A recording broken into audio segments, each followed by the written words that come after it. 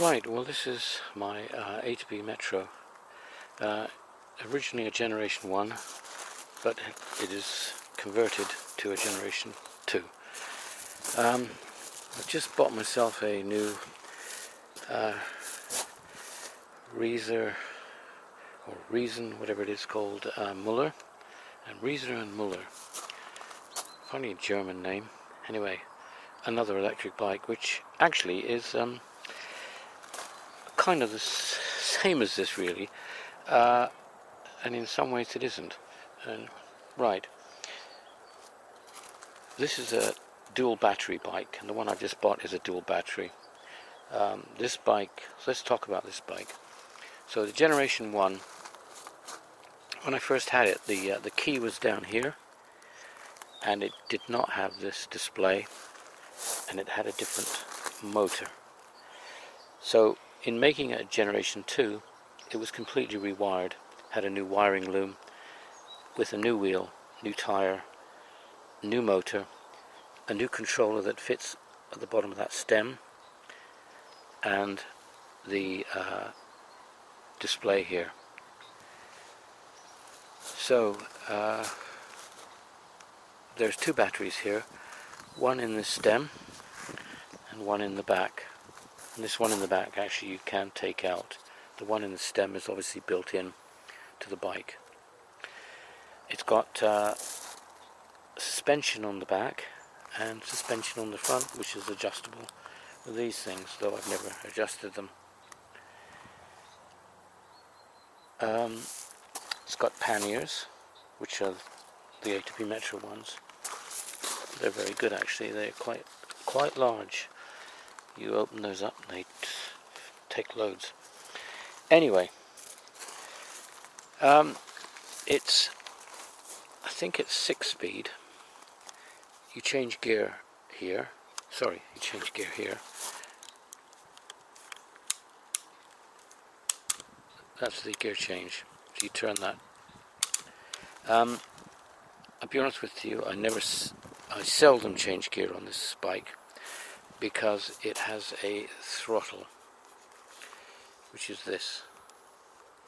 Now it is not a pedal electric, it is a throttle. So I tend to keep it in top gear and I just touch the throttle a little, and that boosts the power on, and basically you're creating your own pedal electric effect. You can ride it on the throttle only. Now they don't sell bikes now with throttles, so this is kind of unique really. I mean, you can ride this around just as a sort of electric scooter really, or electric moped rather. I've just had the brakes, well, I've had the bike serviced a few months ago, and I had new pads fitted on the brakes, and any other bits and pieces that needed servicing, which is not much. I mean, the bike's never been left outside in this, well, I've never really ridden it in the rain. It's got a mark there, I don't know if that will come off. Yeah, it looks like it might actually. It's just a bit of mud, because that's only plastic. So there's very few marks on it, a few little nicks here. These are the people that did the conversion for me. It's got all, well, most of the original stickers still on it. It's kind of more or less as it was when I bought it. I've had no issues with it, really, other than the original issue, which is why I had it converted, and it's the issue that everyone had, from what I understand, and that is that the original engine motor had the controller in the motor and it overheated. So on the Generation 2 they took the controller out of the motor and put it at the bottom of the stem. Now I'm going to sell this bike with the as it is, but I'm also going to sell it with the original motor and wheel and tyre that I had. So there is an extra motor actually effectively, and an extra tyre. Now the only real issue I've had with this bike that's still ongoing is this this mudguard. It's held over there, and it's then held on these two arms. Now the arms have been knocked or bent. One of the connections here got lost. I had to make another one, and the result is that because these arms are not quite as straight as they used to be, this mudguard is been pulled into the wheel. If you try to pull it up at the top, it pulls the bottom in here. So if you pull it at the top, it pulls the bottom in and touches the wheel, because this is plastic. So it's just touching the wheel at the moment. What I was going to do with it is just to make a cut somewhere in these two arms and just extend them a bit, make them a bit longer, that would pull the mudguard like that away from the wheel. It's not a difficult task. It's just one of these things that you say, well, I'm going to do it, and you find yourself something to add in, and you've got to then make a drill through and put some bolts or something to make this more rigid. So apart from that, everything else is working, and there are no other real issues. It changes gear perfectly. It drives really well. The motors are fine. Though I don't use it an awful lot, I do try and charge the batteries. I run them down a bit, go out for a ride, and then I run them down like that, and then put them on charge. I make sure I keep charging them. Now, over the years that I've had it, I have had a new battery fitted. That's the one in the stem was new, and I had that one brought back to life when it went dead, and it needed to be brought back to life. So but that, I think that's the one. That's the original battery, and that one is a new one. At the moment they're working fine, but batteries are obviously a problem, in my opinion anyway. And it's the same with all electric bikes. Now, the other thing about the bike is that when the Generation 2 was fitted to it, it was the American spec, so this bike actually will do 20 miles an hour. So it will work on the throttle, and that's the speed that it has. So it's not been restricted. If somebody wants to restrict it to 15, obviously I suppose they can get it done. There's a light here which I fitted. I'll leave that on the bike.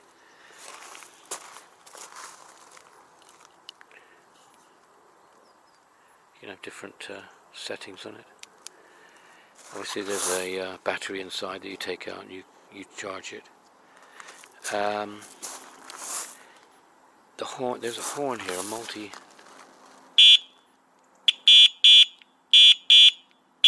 Actually it does other sounds as well. Yeah. So I'll probably leave that on the bike there then. So that's it. So what I'm going to do is sell this, but obviously if somebody wanted to buy it, they'd have to come and collect it from Bury St Edmunds. I don't know how you'd get that on courier. So they cost, I think they were, when they were new, that was about 2,500 quid with one battery. I bought a second battery, then I had it converted. That was Generation 1, then I had it converted. So I'm going to sell it for $850 with the panniers. Panniers are quite expensive as well. So $850 if anyone is interested in it. They could let me know. Maybe you could make a comment, give me a telephone number or an email address, and I will contact you. Right, well, thought I'd just show you how it works a bit. So you've got a key here, which is quite good. So you put the key in, and you turn it forward. That's actually the back battery working. And then if you turn it to that position, you're on the battery here that's in the stem. So whatever battery you're on, so we're on the stem battery at the moment. And all you do is just turn the throttle, and you're away.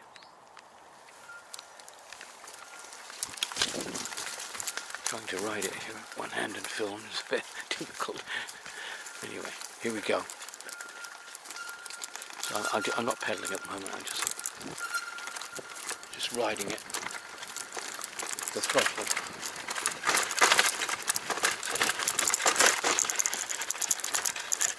It's quite good because you've got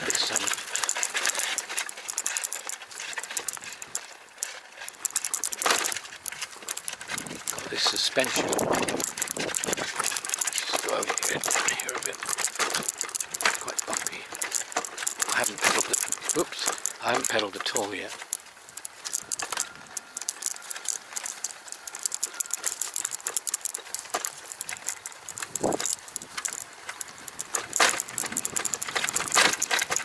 Building speed. Oops.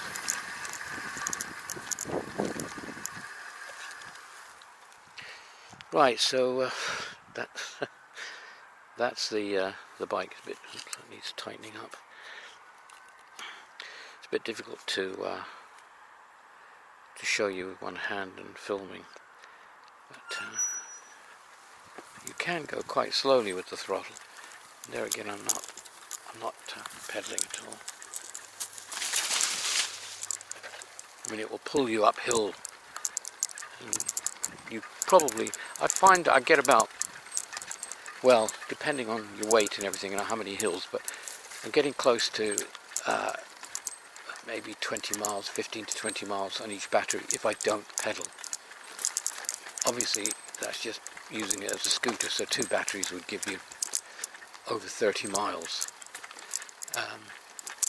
What I tend to do is I tend to use the batteries and go out on one, and when I reach the end of one battery life, I know that I can come back on the other one.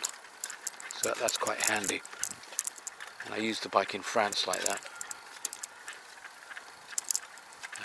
It's quite a comfortable bike, got a very comfortable seat, and very, very comfortable bike with the multi-suspension, or suspension front and rear. Obviously you've got the this sort of motorbike or scooter type kickstand, which works well. Not so well on stones, but it does work well. There we go. No, I had a problem with that actually. I've tightened it once. I think it seemed to be coming loose, the nuts, but other than that, no, I've had no trouble with it. I mean, basically it is a very heavy bike, and it's a very solid bike. Obviously it's a cruising bike. I mean, for somebody who wants to commute, use it for shopping or something, you've got a lot of carrying capacity because you've got the 2 panniers. You can put stuff on the rack as well, and obviously it's got a very powerful motor. It's 500 watt motor, I think. 36 volt, 400 watt, I think that, 500 watt, I think that is. And the 2 batteries, so, you know, if you're doing a commute to work, you've got enough power to get to work and come back at night. And of course, if you're at work, you could be charging a battery during the day anyway, because you could take the back one out, take it in and charge it in an office or something like that.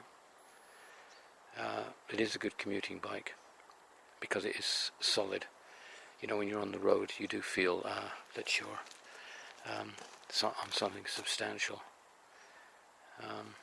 So, you know, I do feel safe in that on the streets. But of course, you've got the added advantage that that is a bicycle, still registered as a bicycle, really.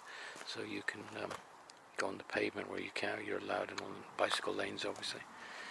and all that. Right, there we are.